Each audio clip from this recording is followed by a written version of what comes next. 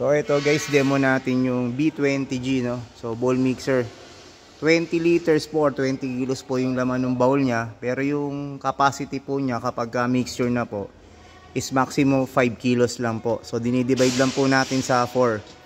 So 220 volts po siya, saksak po natin. Ito po, 3 prong po yung kanyang plug, no? Ganyan po ang itsura. Okay.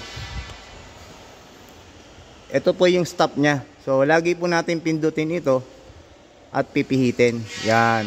Kapag po nakalubog yan, hindi nyo po mapapagana yan.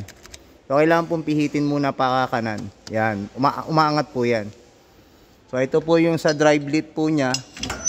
Para mapababa po itong bowl. Ayan, ganyan nyo lang po. Purpose po nito is para pag magpapalit po tayo ng blade, ayan po, matatanggal po agad natin. Ayan. Ito po yung mga blade po niya. Flat beater, hook, tapos ito po yung wire whip po niya. So ang pagkakabit, ganun lang din po. May gitling po yan, may lock po yan. Kung mapapansin nyo po. Yan. So panda rin po natin. So try natin nakabukas. Pindutin natin. So hindi siya gagana. Kasi nakasarado po siya at nakababa po ito. So angat po natin.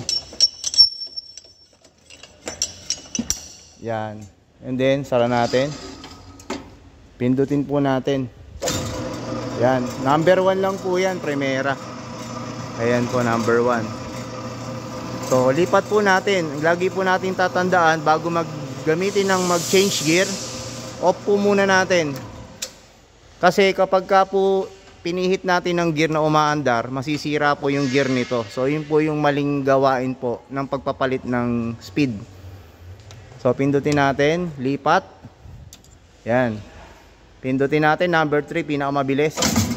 Yan. So stop. Pihit, pakanan. Palit ng gear, number 2 naman tayo. Then start.